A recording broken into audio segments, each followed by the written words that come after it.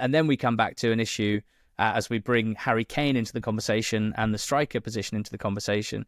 Come back to something that has been a massive bugbear of mine, and I don't think gets talked about enough, is that I think any football team in the world at any level, as part of a good attack, yes, of course you want technical quality and creativity on the ball and players who can dribble and players who can play a clever through ball and 1-2s and players who can shoot. But I think every good attack has at least one player that is a constant threat running in behind. And that doesn't have to be from the number 9 role. That can be from a wide forward role or a number 10 role. But you have to have that threat to keep a defence honest and to basically create space for the players who are technically brilliant. Otherwise, they can be, squeezed out of the game by a defence that's not worried about that threat in behind. And England have been lacking that for me, or did lack that under Southgate for a long period of time. And I don't necessarily know what the obvious answer is in terms of this. And I think Gordon can be that player who doesn't need to touch the ball basically ever, but will constantly be making dangerous runs, which Palmer and Saka can find from that nice right-sided spot.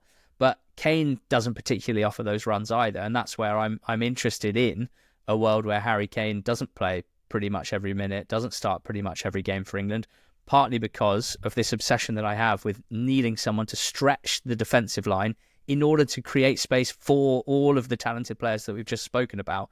And that's where we've seen, it's so obvious to see with your own eyes, England performances at the Euros, where Kane dropping deep just clogged us up more and more and more. And then you've got the fact that Kane is England's record ever goal scorer, England's captain, someone with an absurd goal scoring record, still had an absurd goal scoring record under Thomas Tuchel last season. What do you do here? Because I want to drop Harry Kane. I'm going to be honest about it. I want to see England play without him for a few games, just to answer the question, could England be a better team overall that still scores loads of goals, even if Harry Kane's not the one starting and scoring the majority of them? I want to see that. But maybe it's a stupid thing for me to be fixated on George, because it's Harry Kane, it's Tuchel. He's not going to drop him, is he? Is this just a stupid thing for me to be banging on about? Annoyingly, I totally agree with you, which is a pain, again, for the purpose of the pod. Now, I mean, I think it's easy to, in time, the trauma of watching Harry Kane lead the line for England in the summer kind of gets forgotten. And you look at his goal tally this season for Bayern and you're like, oh, look, he scored 20 goals. He scored 12 goals from open play, and that's from an XG of around 9, which isn't that impressive in terms of the positions he's getting into, playing for a side as dominant, albeit they're not having a great season, as Bayern. There's no denying his finishing ability and also his creative ability.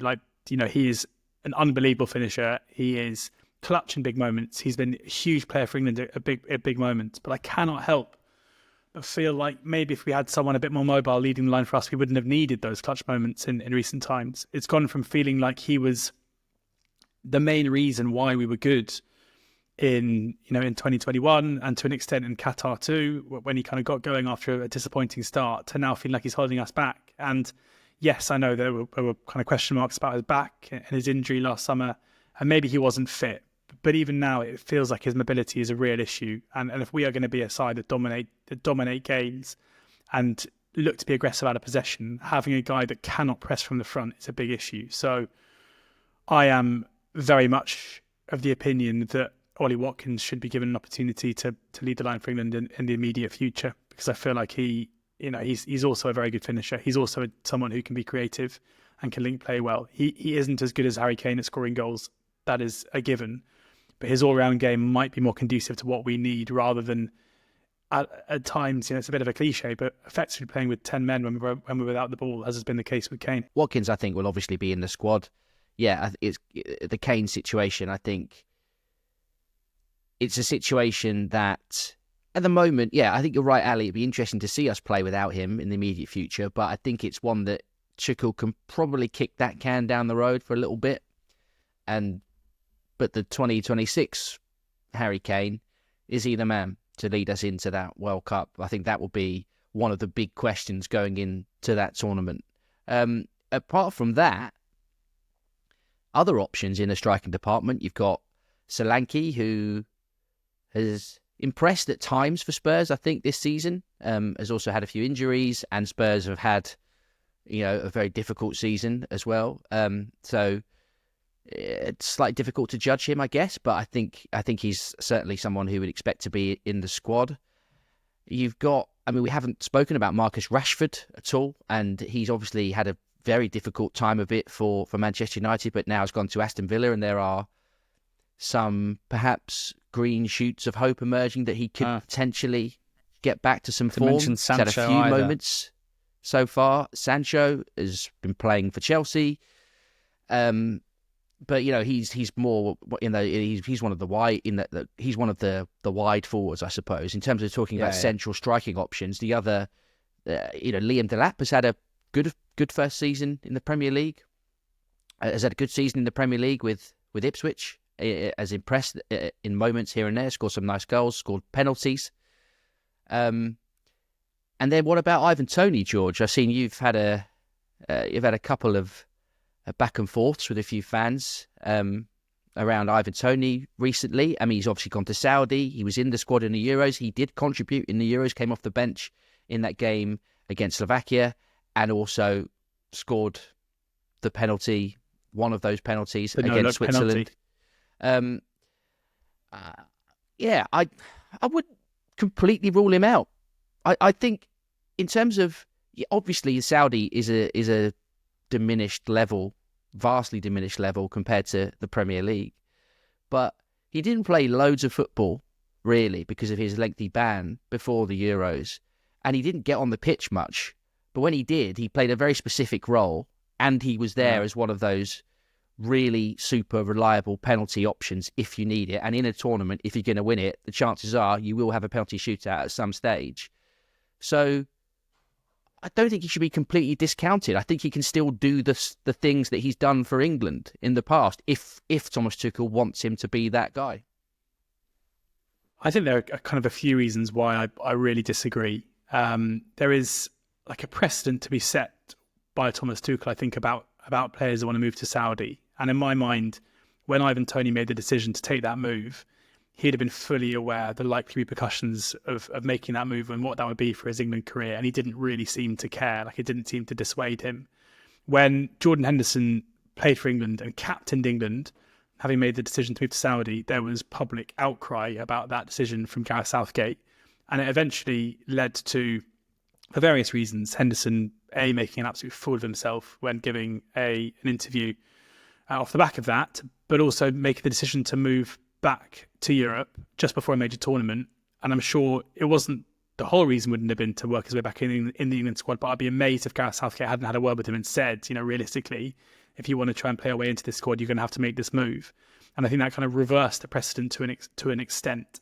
And to select Toney now, I think would open a can of worms, really, to basically say to, if you take our squad, Thomas Tuchel has supposedly made a list of 50 players that he thinks are the top 50 players that England have. How many of those 50 players across from age 18 to 33, how many of those players will have an offer to move to Saudi in the next 2 years? Over 50%, probably. Like in one way or another, we'll have it presented to them. And to select Ivan Toney in his first squad, I think, would be saying it's okay to do that. And I think that is a dangerous precedent to set, because we know that the level isn't very good.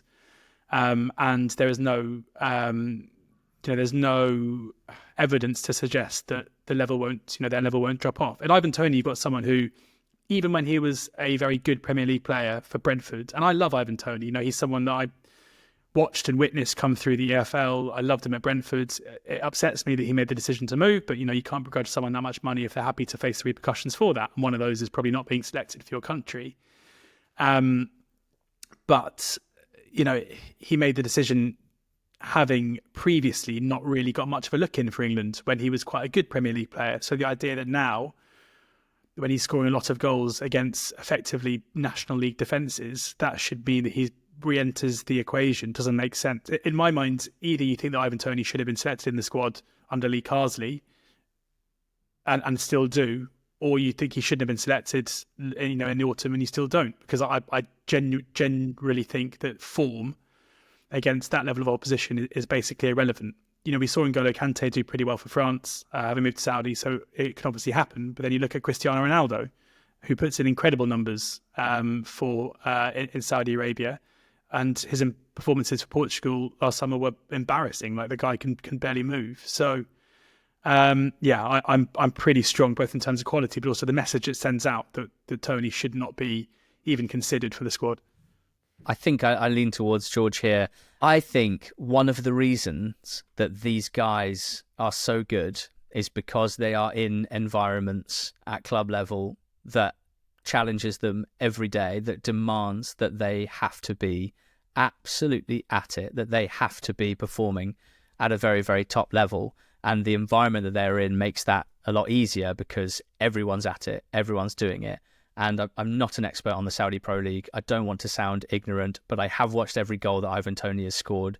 It is very clear to anyone with eyes that the level of football he's playing at is nothing like the Premier League. And I think for any human in that scenario, your own levels, your own standards, your own ability to maintain standards is going to drop off, whether you try hard to stop that or not. I guess the analogy that I would use is if you were a maths genius, Dave, but if at school they put you in the bottom class for maths and they kept you there and they kept you there and they kept you there, you wouldn't bringing back horrible memories. You wouldn't reach your potential because you would always be, dragged down by the level. And I think that's probably how I see it when it comes to Toney. There's an argument to say you can't know that until you actually see him in the flesh, or maybe it's worth calling him up to have a look. But I'm not sure, again, that would send a great message to whoever doesn't make it, whether it's Solanke or Delap, for example. I mean, overall, it's not... and maybe I worry about this too much, but if you look at English strikers starting games in the Premier League, it is just Watkins, Solanke, 38-year-old Jamie Vardy, Liam Delap, Calvert-Lewin. It feels like he's unlikely to get another look in at an England squad, but if he has a great year or so, maybe if he regains that confidence. And then Welbeck and Cameron Archer, it's not it's not an area of the pitch.